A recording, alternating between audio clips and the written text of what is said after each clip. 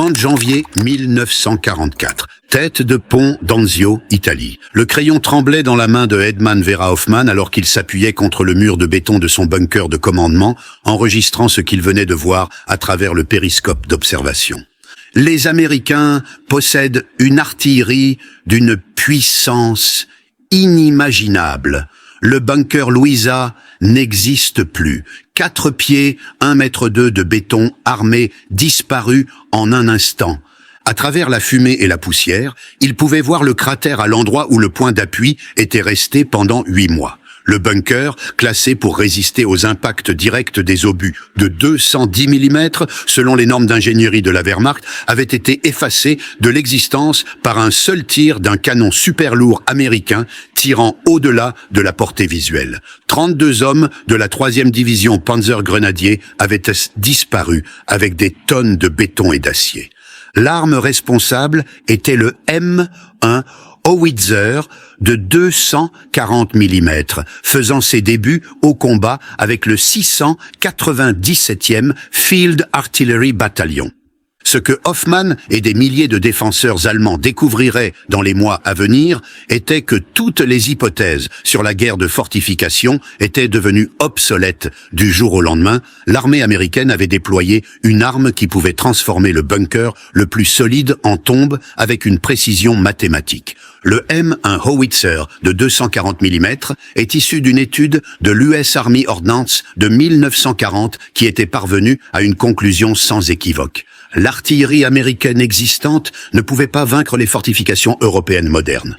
Le plus gros canon alors disponible, le Long Tom de 155 mm, pouvait endommager mais pas détruire de manière fiable les bunkers en béton armé qui devenaient la norme dans la doctrine défensive allemande.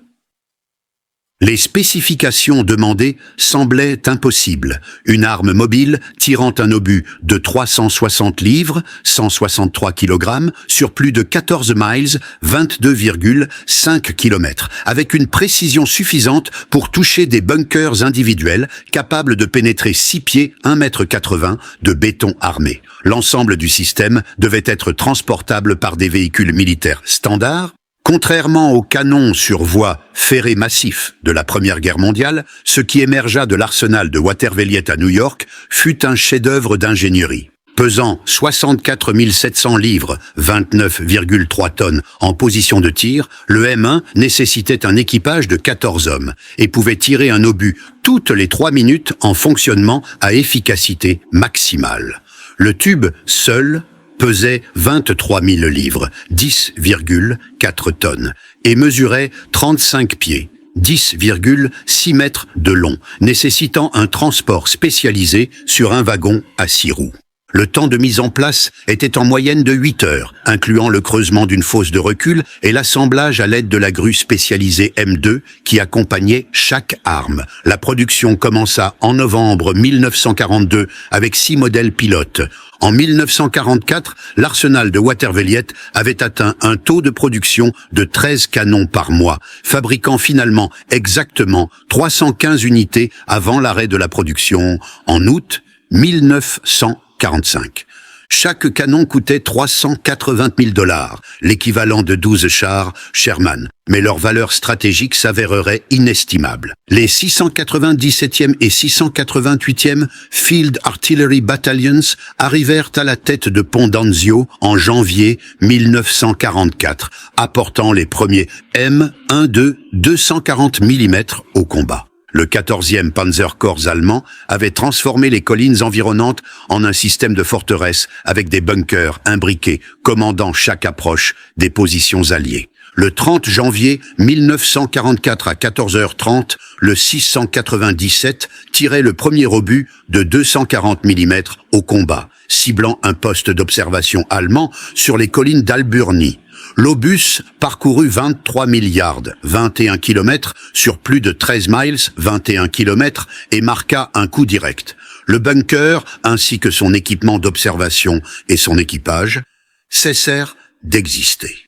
Le major Herman E. Smith, commandant le 697e, documenta l'impact psychologique de l'arme dans l'histoire de son unité. Après notre premier jour de tir, des prisonniers allemands ont rapporté une démoralisation complète dans leurs unités.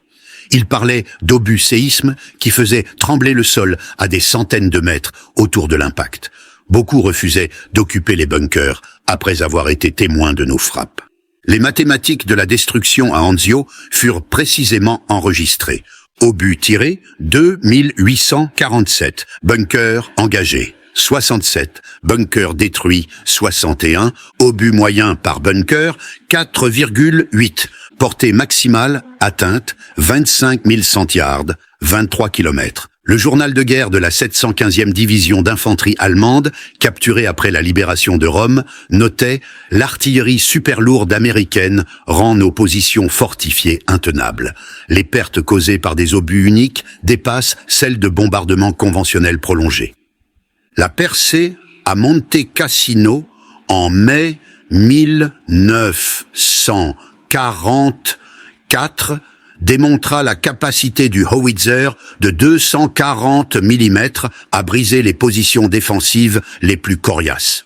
La ligne Gustave était tenue depuis des mois contre des assauts alliés répétés, ancrés sur l'ancien monastère que les parachutistes allemands avaient transformé en forteresse, le 240 Field Artillery Battalion, équipé de 8 howitzer M1, rejoignit l'opération Diadème le 11 mai 1944. Positionnés près de Mano, ils pouvaient atteindre chaque position allemande le long de la ligne Gustave. Leur cible principale était les bunkers renforcés construits dans le flanc de la montagne en contrebas du monastère. Le major général britannique Francis Tucker, dont la 4e division indienne avait terriblement souffert lors des assauts précédents, fut témoin du bombardement de 240 mm et rapporta « Les canons super lourds américains ont accompli ce que des mois de bombardement et d'artillerie conventionnelle avaient échoué à faire. Chaque obus qui frappait au but éliminait complètement un point d'appui allemand. L'effet psychologique sur les défenseurs fut décisif. Ils comprirent qu'aucun endroit n'était sûr. Les howitzers de 240 mm tirèrent continuellement pendant 72 heures pendant la bataille de Percé, dépensant 1847 obus. L'analyse post-combat montra que sur 43 bunkers allemands majeurs ciblés, 39 étaient complètement détruits. Les 4 positions survivantes avaient été abandonnées par leurs équipages après des quasi-impacts. L'efficacité du howitzer de 240 mm provenait non seulement de son obus massif, mais de l'ensemble du système de contrôle de tir américain. Le concept de Fire Direction Center, FDC, affiné au travers de 3 ans de combat, permettait une précision et une coordination sans précédent. Les observateurs avancés équipés de radios SCR 610 pouvaient demander des tirs depuis des positions à des miles des canons. Leur localisation de cible était transmise au FDC où du personnel formé utilisait des tables de tir graphiques, des règles à calcul et des données météorologiques pour calculer les solutions de tir. En moins de 4 minutes après une demande de tir, les obus pouvaient impacter des cibles à plus de 14 miles, 22,5 km. La technique Time on Target multipliait l'impact psychologique. Plusieurs batteries tirant depuis différentes positions à des moments décalés pouvaient faire tomber tous leurs obus sur la cible simultanément. Un bunker allemand pouvait recevoir 6 obus de 240 mm dans un intervalle de 2 secondes, plus d'1 tonne d'explosifs arrivant sans avertissement. Le lieutenant-colonel Thomas B. Hedkin, commandant du 245e Field Artillery Battalion, expliqua dans un rapport de 1944 « Nous ne tirons pas des barrages, nous conduisons des frappes chirurgicales. Un observateur avancé identifie un bunker spécifique. Nous calculons la solution et nous larguons 1 ou 2 obus directement dessus. La précision terrifie les Allemands plus que le volume de feu. » 4 howitzer M, un de 240 mm, attachés au 19e corps, participèrent à l'opération Cobra, la percée de juillet 1944 depuis la tête de pont normande. La 352e division d'infanterie allemande avait fortifié chaque haie et carrefour autour de Saint-Lô, créant un labyrinthe défensif qui avait bloqué l'avance alliée pendant des semaines. Le 272e Field Artillery Battalion mit en action ses howitzers de 240 mm le 24 juillet, détruisant systématiquement les points d'appui allemands qui avaient survécu au bombardement de tapis massifs. La côte 122, l'élément clé du terrain dominant Saint-Lô, était fortifié avec des bunkers en béton construits dans les pentes inverses, à l'abri des bombardements aériens. Le sergent technicien Raymond Jones, chef de section avec la batterie A, 272e Field Artillery, témoigna plus tard. Nous pouvions voir que les Allemands pensaient être en sécurité dans ces positions en pente inversée. Notre observateur a transmis les coordonnées. Nous avons tiré 3 obus pour l'effet. Quand la fumée s'est dissipée, il n'y avait qu'un trou dans le flanc de la colline à l'endroit où le bunker avait été. L'impact psychologique fut immédiat. La 3e division de parachutistes allemandes, des troupes d'élite qui avaient combattu à Cassino, commença à abandonner les positions préparées plutôt que de faire face aux bombardements de 240 mm. Leur commandant, le général Richard Schimpf, fut capturé le 31 juillet et dit aux interrogateurs « Votre artillerie super lourde a rendu la défense statique impossible. » Mes hommes, des vétérans qui n'avaient jamais reculé, ont fui leur bunker. L'assaut sur la ligne gothique dans le nord de l'Italie durant l'automne 1944 prouva la valeur du howitzer de 240 mm dans la guerre en montagne. Les ingénieurs allemands avaient passé 1 an à construire des fortifications le long des crêtes des Apennins, utilisant le terrain montagneux pour créer des positions considérées comme imperméables à l'artillerie. Le 697e Field Artillery Battalion, vétéran d'Anzio et de la marche sur Rome, positionna ses howitzers dans les vallées en contrebas de la ligne gothique en septembre 1944. Utilisant le tir à angle élevé, ils pouvaient faire tomber des obus presque verticalement sur les positions allemandes, creusées dans les pentes inverses des montagnes. La destruction des fortifications du col de la Futa démontra les capacités de l'arme. Le col contrôlant la route principale vers Bologne était défendu par des complexes de bunkers élaborés construits par l'organisation TOT. Le 16 septembre 1944, le 697e commença le bombardement systématique de ces positions. Le soldat de première classe Donald Matthews, manutentionnaire de munitions avec le 697e, écrivit chez lui. Les obus montent si haut qu'ils disparaissent dans les nuages, puis descendent tout droit sur les bunkers allemands. L'explosion secoue toute la montagne. Après que nous ayons touché un bunker, il ne reste plus rien qu'un cratère. Le col de la Futa tomba en 5 jours. Les pertes allemandes, dues aux effondrements de bunkers, dépassèrent celles des combats directs. Le journal de guerre de la 4e division de parachutistes enregistra. Les obus super lourds américains pénètrent la couverture aérienne précédemment considérée comme adéquate. Le moral s'effondre alors que les troupes refusent d'occuper les fortifications. La destruction systématique de la ligne Siegfried à partir de septembre 1944 représenta la plus grande contribution du howitzer de 240 mm à la victoire alliée.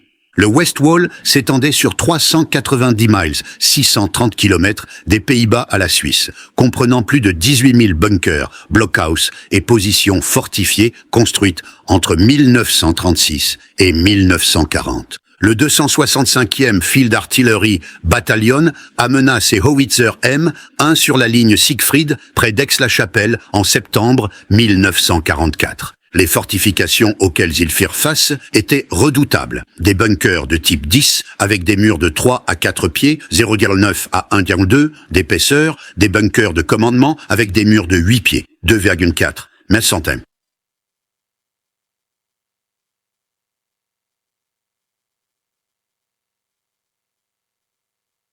Tassoci et ABTD, des positions santé. Position. Tesson d'infanterie avec des champs de tir imbriqués. Le premier test majeur vint à la ligne Scharnhorst, une extension de la ligne Siegfried défendant Aachen. Le 8 octobre 1944, le 265e commença les tirs de préparation pour l'assaut de la première division d'infanterie. En 6 heures, ils tirèrent 238 obus, détruisant 19 des 22 bunkers ciblés. Le caporal Robert Williams, observateur avancé avec le 16e Infantry Regiment, fut témoin du bombardement. Chaque impact de 240 mm était comme un petit tremblement de terre. Les bunkers en béton qu'on nous avait dit qu'il faudrait des jours pour réduire étaient partis en quelques minutes. Les Allemands, à l'intérieur, n'ont jamais eu une chance. Le schéma se répéta sur l'ensemble du front. Le 278e Field Artillery Battalion, soutenant le 5e corps, détruisit 73 bunkers dans la région de Schnee-Eifel durant décembre 1944. Le 698e Field Artillery Battalion, opérant près de Metz, élimina la ceinture fortifiée autour de la ville en novembre 1944, tirant plus de 3000 obus en 2 semaines. La campagne des Vosges d'octobre à novembre 1944 présenta des défis uniques. Les forces allemandes avaient fortifié les crêtes densément boisées avec des bunkers camouflés par une épaisse couverture arborée. Invisible pour la reconnaissance aérienne et protégé de l'artillerie conventionnelle par le terrain, le 265e Field Artillery Battalion développa de nouvelles techniques pour la guerre en forêt, utilisant des obus à fusée de proximité. Quand disponibles, ils pouvaient obtenir des explosions aériennes au-dessus de la canopée avec des effets de souffle pénétrant vers le bas sur les bunkers. Quand ils utilisaient des obus conventionnels, ils employaient des tactiques de carré et 4 obus au coin d'une position suspectée, puis un directement au centre. Le sergent-maître Harold Anderson, chef de section avec le 275e, décrivit la technique. La forêt rendait l'observation difficile, mais le 240 mm n'avait pas besoin de précision. Même un quasi-impact effondrait les bunkers par le choc au sol. Nous tirions, attendions que la poussière retombe et l'infanterie ne trouvait rien que des cratères et des corps. La libération de Strasbourg, le 23 novembre 1944, fut précédée par un bombardement de 240 mm des fortifications extérieures. La 553e division d'infanterie allemande abandonna ses positions après avoir perdu 12 bunkers en 90 minutes de tirs ciblés. L'analyse d'après-guerre par les ingénieurs de l'US Army révéla pourquoi le howitzer de 240 mm s'était avéré si efficace contre les fortifications.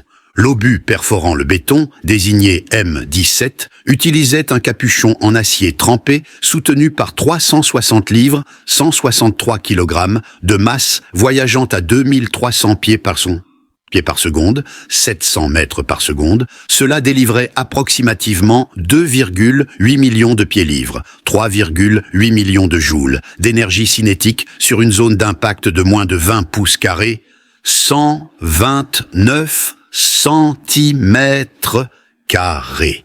La pression résultante dépassant 200 000 psi, 1379 mégapascales, surpassait la résistance en compression de tout béton. Plus critiquement, la fusée à retardement permettait une pénétration de 3 à 6 pieds, 0,9 à 1,8 mètres avant la détonation. L'explosion à l'intérieur de la masse de béton créait ce que les ingénieurs appelèrent une fracturation sympathique. Les ondes de choc se reflétant sur les armatures en acier créaient des modèles de stress complexes qui brisaient les structures entières de l'intérieur. L'obus à haut explosif, désigné M114, contenait 49 livres, 22 kg de TNT avec des additifs de poudre d'aluminium, augmentant l'effet de souffle de 40% par rapport au TNT pur. Lorsqu'il était fusé pour une explosion en surface, il créait des cratères de 50 pieds, 15 mètres de large et 20 pieds, 6 mètres de profondeur dans un sol moyen, 30 pieds, 9 mètres de large et 12 pieds, 3,6 mètres de profondeur en terrain rocheux. Le déploiement des howitzers de 240 mm nécessitait un soutien logistique extraordinaire qui mettait en valeur les capacités organisationnelles américaines. Chaque bataillon avait besoin quotidiennement de 50 à 100 obus, 18 à 36 tonnes, 2000 gallons, 7570 litres de carburant pour les tracteurs principaux et les générateurs, de l'équipement de maintenance spécialisé, des transporteurs de munitions dédiés avec des suspensions renforcées. La chaîne d'approvisionnement en munitions s'étirait de l'arsenal de Watervellier aux lignes de front, couvrant parfois 3000 miles 4800 km, chaque obus nécessitait la forge de précision du corps de l'obus, l'usinage à des tolérances de 0,01 pouce, 25 millièmes de millimètre, le remplissage minutieux avec des composés explosifs, l'installation de fusées de précision, l'inspection individuelle et les tests de vérification. En mars 1945, l'US Army avait stocké plus de 500 000 obus de 240 mm dans les dépôts européens. La consommation mensuelle culmina à 35 000 obus pendant les traversées du Roisse.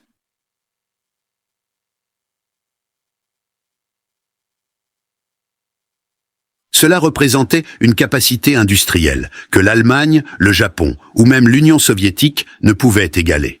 Les opérations de traversée du Rhin de mars 1945 démontrèrent le howitzer de 240 mm à son efficacité maximale.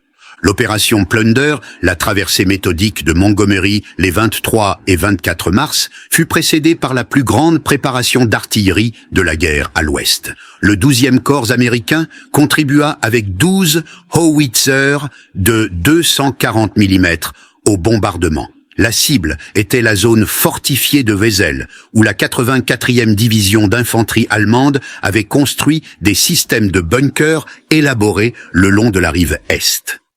Commençant à 17 h le 23 mars, les howitzers de 240 mm commencèrent la destruction systématique des positions identifiées. Le capitaine William Morrison, commandant la batterie B, 278e Field Artillery Battalion, enregistra « Nous avions des photographies aériennes montrant chaque bunker. Commençant par le nord, nous avons travaillé notre chemin vers le sud, engageant chaque position avec 4 à 6 obus. À minuit, nous avions détruit 31 bunkers et en avions endommagé 12 de plus. La traversée rencontra une faible résistance. Les survivants allemands rapportèrent une démoralisation complète après avoir regardé leurs fortifications se désintégrer.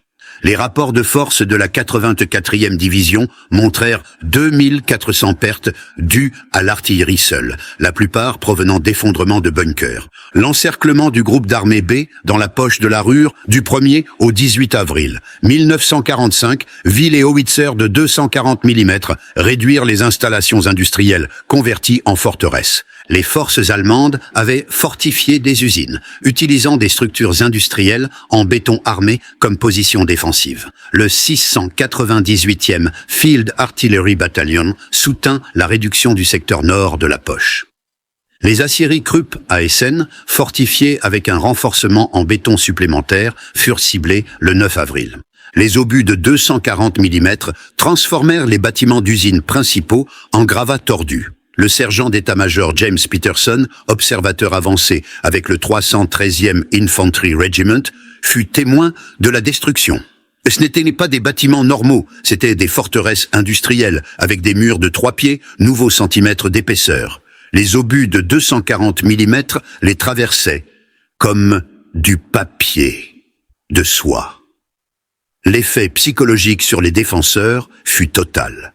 Ils se sont rendus en masse après avoir vu ce qui était arrivé aux usines Krupp. Le groupe d'armée B, fort initialement de 430 000 hommes, se rendit après seulement 18 jours. Les rapports de renseignement créditèrent l'effondrement rapide en partie à la destruction systématique des positions fortifiées par l'artillerie super lourde qui convainquit les défenseurs que la résistance était futile. La production de howitzer de 240 mm par l'arsenal de Watervliet représenta la mobilisation industrielle américaine à son meilleur. L'établissement, fondé en 1813, était devenu la principale usine de canons de gros calibre de l'Amérique pendant la Seconde Guerre mondiale. Les statistiques de production racontent l'histoire. Novembre 1942, 6 modèles pilotes. 1943, 72 unités, moyenne mensuelle 6. 1944, 158 unités, moyenne mensuelle 13. Janvier à août 1945, 79 unités, moyenne mensuelle 10. Production totale, 315 unités. La main-d'œuvre culmina à 9100 employés, travaillant 3 équipes, 7 jours par semaine. Les femmes composaient 35% de la main-d'œuvre, effectuant des opérations d'usinage de précision, précédemment considérées comme impossibles pour les travailleuses. La masse salariale mensuelle de l'Arsenal dépassait 3 millions de dollars, en faisant le plus grand employeur du district. Chaque tube de canon nécessitait 65 tonnes d'acier spécial, 847 opérations d'usinage individuel, 72 heures d'alésage de précision, un traitement thermique dans des fours atteignant 1500 degrés Fahrenheit, 815 degrés Celsius, et une épreuve de tir individuel avec des charges surpressurisées. Le contrôle qualité était exceptionnel. Sur 315 canons produits, seulement 2 échouèrent au test de réception, tous deux dus à des problèmes mineurs de mécanisme de recul rapidement corrigés. Aucun M1 de 240 mm n'échoua jamais de manière catastrophique au combat. La production américaine de munitions de 240 mm défia la compréhension allemande. L'arsenal de Watervliet seul produisait 2000 obus par mois en 1944. La production supplémentaire à l'arsenal de Picatinny et par des entrepreneurs civils porta la production mensuelle totale à 10 000 obus début 1945. Chaque obus représentait un chef-d'œuvre de production de masse. Corps d'obus forgés en acier au chrome molybdène 4140, usinés à des tolérances de plus ou moins 0,01 pouces, 0,25 mm, remplis de 49 livres, 22 kg de TNT de grade A, ajustés avec des bandes de rotation usinées avec précision, jaugées et inspectées individuellement. La chaîne logistique livrait ses munitions avec une efficacité remarquable. Les Liberty Ships transportaient des obus de 240 mm comme cargaison sur le pont, chaque navire transportant jusqu'à 500 obus. Les convois de camions de la Red Ball Express incluaient des sections de munitions spécialisées avec des véhicules renforcés conçus pour les obus de 360 livres, 163 kg. En avril 1945, les forces américaines en Europe avaient dépensé 118 429 obus de munitions de 240 mm tout en maintenant des réserves de théâtre dépassant 100 000 obus. Cette dépense prodigue, impossible pour tout autre belligérant, multiplia l'impact psychologique de l'arme. Opérer le M1 de 240 mm demandait un travail d'équipe exceptionnel et une endurance physique. Chaque équipage de 14 hommes fonctionnait comme une équipe coordonnée avec précision, chaque membre étant essentiel à l'opération de l'arme. Les postes de l'équipage incluaient chef de section non commissionné, commandant la pièce, pointeur responsable du pointage de l'arme, pointeur adjoint opérant la culasse, numéro 3 à 8, manutentionnaire de munitions, numéro 9 à 10, opérateur de la grue, M2. Numéro 11 à 12, manutentionnaire de poudre. Numéro 13 à 14, chauffeur de véhicule, sécurité. Charger l'arme nécessitait une coordination extraordinaire. Le projectile de 360 livres, 163 kg, était soulevé par la grue, guidé par 4 hommes dans la culasse, puis enfoncé hydrauliquement. La charge de poudre, jusqu'à 8 sacs séparés, était chargée derrière l'obus. L'ensemble du processus prenait 90 secondes pour un équipage bien entraîné. Le soldat de première classe, Michael Sullivan, manutentionnaire de munitions avec le 697e Field Artillery Battalion, décrivit les exigences physiques. Après 10 obus, tout le monde était épuisé. La commotion due au tir était comme être frappé dans la poitrine. Nous rotassions les postes, toutes les heures, pour maintenir l'efficacité, mais savoir ce que nos obus faisaient aux bunkers allemands nous maintenait motivés. Les observateurs avancés, dirigeant les tirs de 240 mm, détenaient l'un des jobs les plus dangereux de la guerre. Positionnés avec l'infanterie de première ligne, souvent au-delà des lignes amies, ils identifiaient les cibles et ajustaient le tir avec une précision mortelle. Le lieutenant Robert Anderson, observateur avancé avec le 265e Field Artillery Battalion, survécut 187 jours de combat. Son dossier personnel incluait la direction de la destruction de 47 bunkers allemand.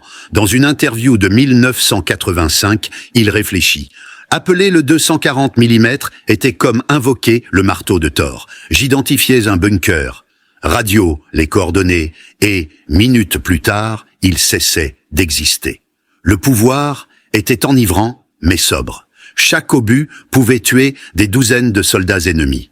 L'équipement de l'observateur incluait un viseur baissé, 20 fois grossissement, une table de traçage M1, une radio SCR 610, unité de sac à dos de 48 livres, 22 kg, une trousse à cartes avec des photographies aériennes, une boussole et un télémètre. Le fardeau psychologique était significatif. Les observateurs avancés pouvaient voir le coût humain de leurs actions à travers leurs viseurs. Des soldats allemands fuyant les bunkers, les blessés, les morts. Beaucoup rapportèrent des cauchemars des décennies après la guerre.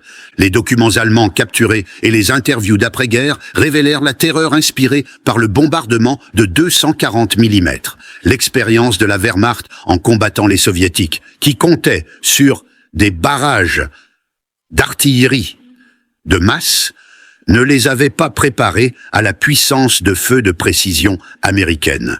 Un rapport de novembre 1944 de la 7e armée allemande, capturée à Metz, déclarait « L'artillerie super lourde ennemie représente une nouvelle forme de guerre. Des bunkers individuels sont engagés avec des tirs observés d'une extrême précision. Les pertes dues à des obus uniques dépassent celles des barrages conventionnels. L'effet sur le moral est catastrophique. Les troupes refusent d'occuper les bunkers avancés. » La 19e armée allemande défendant les Vosges rapporta que 60% des pertes venèrent de l'artillerie, les tirs de 240 mm causant des pertes disproportionnées malgré leur volume limité. L'État bombeur pekona pabo kanko senonko cheneshisho yakanichi de kesai lasso qu'est-ce peshicho qui avait protégé les troupes pendant des mois devenaient des pièges mortels une fois que les observateurs américains les avaient identifiés. Les interviews d'après-guerre avec des vétérans allemands soulignèrent constamment l'impact psychologique. L'ancien Oberst Heinrich Siemann, qui commandait un régiment sur la ligne Siegfried, déclara en 1962 « L'artillerie régulière, nous pouvions l'endurer, mais ces obus monstres brisaient notre esprit. Quand vous voyiez un bunker disparaître, vous compreniez qu'aucun endroit n'était sûr. Beaucoup de mes hommes se sont tirés une balle plutôt que d'attendre le prochain obus. » Le M1 Howitzer de 240 mm faisait partie d'une force d'artillerie super lourde alliée qui incluait des armes britanniques et soviétiques, mais la capacité industrielle américaine fit la différence.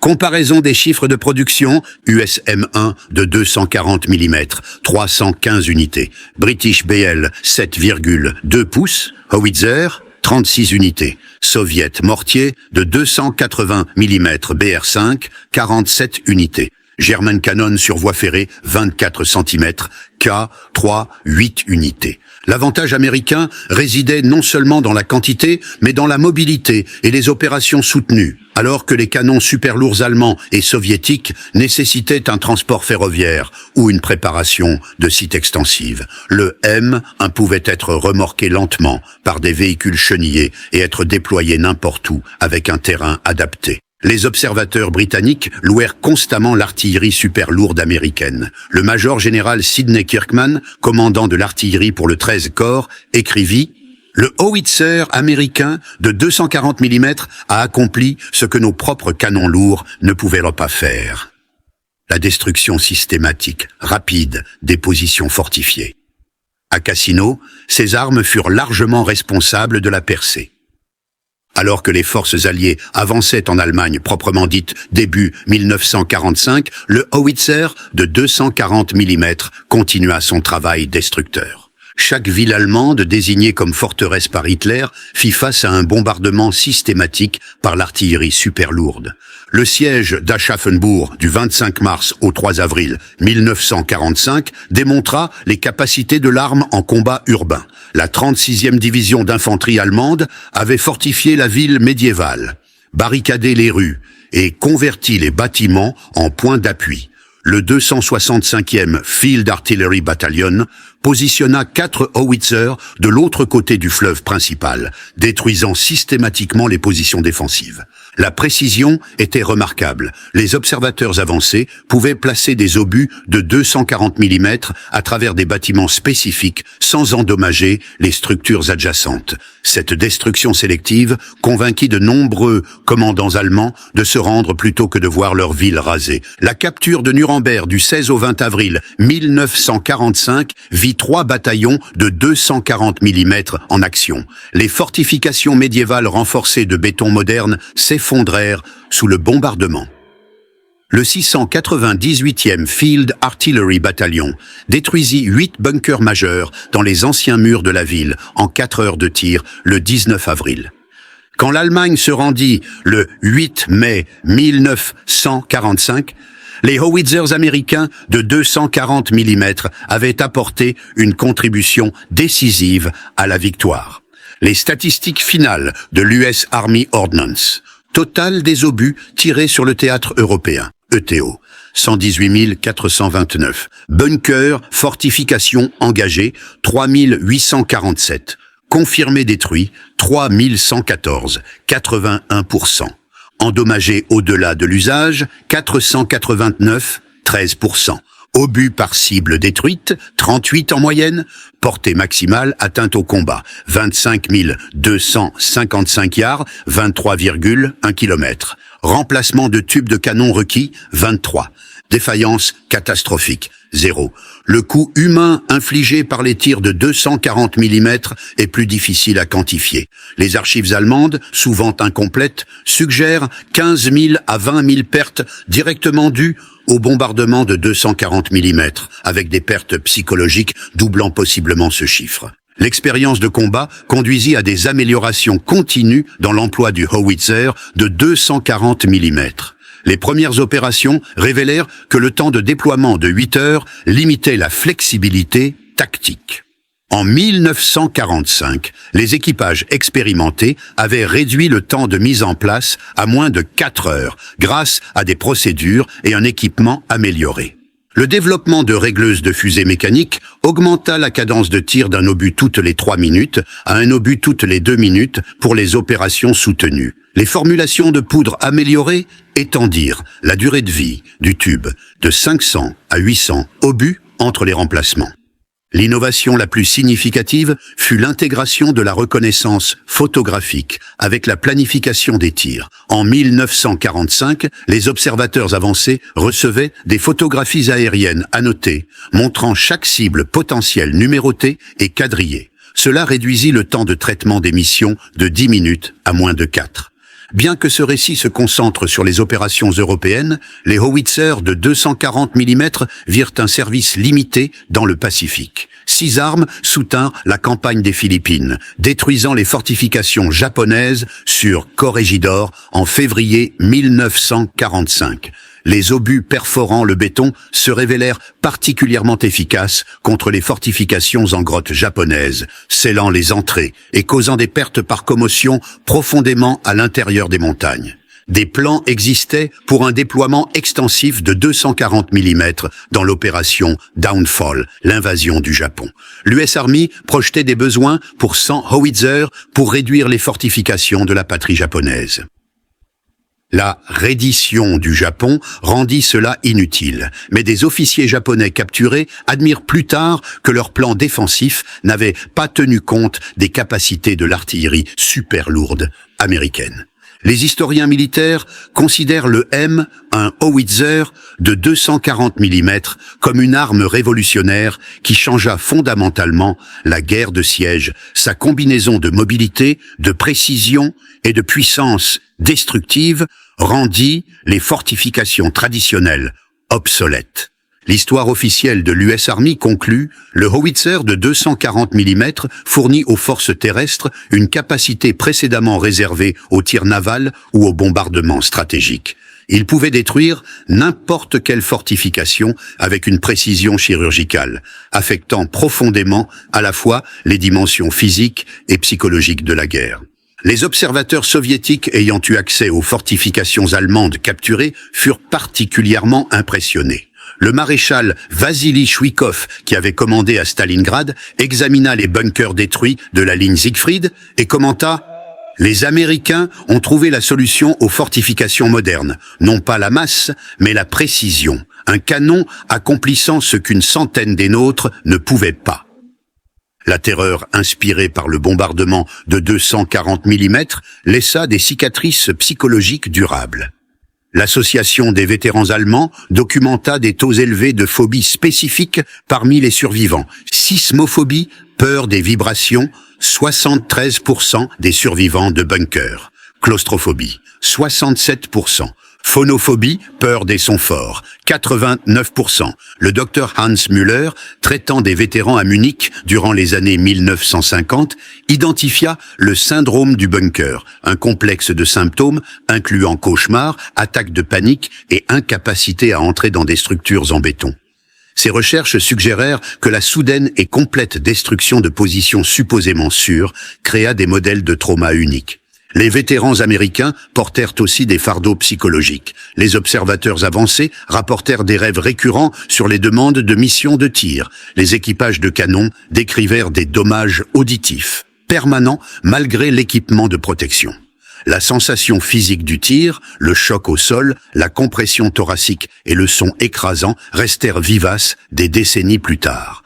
Le déploiement réussi des Howitzer de 240 mm représenta la philosophie de guerre américaine à son plus efficace. Une puissance de feu écrasante, délivrée avec précision, soutenue par une production industrielle illimitée. Alors que des bunkers allemands individuels pouvaient être plus solides, l'industrie américaine pouvait les détruire plus vite que l'Allemagne ne pouvait les construire. Cette certitude mathématique de la victoire par la production terrifia les commandants allemands plus que la défaite tactique. Ils pouvaient contrer un commandement supérieur par des tactiques astucieuses, compenser un désavantage numérique par un entraînement supérieur. Mais ils ne pouvaient pas répondre à une puissance de feu de précision illimitée, soutenue par un approvisionnement infini en munitions.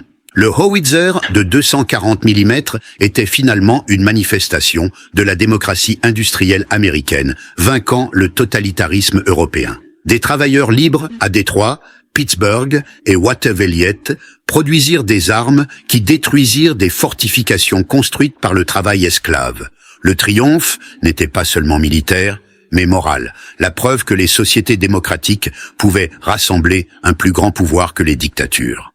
La rencontre allemande avec les Howitzer américains de 240 mm fut plus qu'une défaite militaire. Ce fut une transformation psychologique à travers un choc technologique des soldats qui avaient cru en la suprématie de l'ingénierie allemande, l'impénétrabilité des fortifications en béton et l'avantage de la défense préparée découvrirent que la capacité industrielle américaine avait rendu toute leur doctrine militaire obsolète. Les chiffres ne racontent qu'une partie de l'histoire. 315 Howitzer produits, 118 429 obus tirés, 3114 bunkers détruits. Le véritable impact se mesura dans l'effondrement complet de la foi allemande dans les défenses fixes. Chaque bunker brisé démontrait la supériorité américaine, non seulement en puissance de feu, mais dans tous les aspects de la guerre moderne. Logistique, production, technologie et organisation. Le Howitzer de 240 mm fit plus que détruire des fortifications. Il démolit les fondations psychologiques de la résistance allemande. Les soldats de la Wehrmacht apprirent à craindre non seulement l'obus, mais tout ce qu'il représentait, des munitions illimitées, un contrôle de tir de précision, une fiabilité mécanique et l'effrayante efficacité de la démocratie industrielle américaine. Dans les ruines de la ligne Siegfried gisait non seulement du béton brisé, mais les vestiges brisés des prétentions militaires de l'Allemagne nazie. Le tonnerre du Howitzer de 240 mm était le son de la puissance industrielle américaine, proclamant la victoire inévitable. Chaque soldat allemand qui l'entendit en comprit la terrible signification. Ils avaient défié l'arsenal de la démocratie et avaient perdu. La terreur résonnerait longtemps après que les canons se soient tus. Les vétérans passeraient des décennies à essayer de traiter le trauma d'avoir regardé leurs fortifications supposément imprenables disparaître dans des nuages de béton pulvérisé. Mais de cette terreur vint une transformation, la reconnaissance que l'âge des fortifications fixes était révolu, et avec lui toute doctrine militaire basée sur la défense statique. Le M, un howitzer de 240 mm, avait parlé avec la voix de l'industrie américaine, et son message était sans équivoque. Dans la guerre industrielle moderne, il n'y a pas de position défensive qui ne puisse être détruite, pas de fortification qui ne puisse être franchie, pas de bunker qui ne puisse devenir un tombeau. Les Allemands n'étaient pas simplement terrifiés lorsque les howitzers américains de 240 mm obliteraient de leur forteresse. Ils furent transformés par la révélation de la puissance américaine qui rendait la résistance véritablement futile. En fin de compte, la plus grande victoire du howitzer de 240 mm ne fut pas les fortifications qu'il détruisit, mais les esprits qu'il changea. Les soldats allemands, qui avaient commencé la guerre en croyant en leur supériorité technologique, la terminèrent en comprenant qu'ils avaient été submergés par une démocratie industrielle qui pouvait transformer des matières premières en armes de précision plus vite que le totalitarisme ne pouvait construire des murs de béton. Le tonnerre du howitzer de 240 mm fut la réponse de la démocratie à la tyrannie.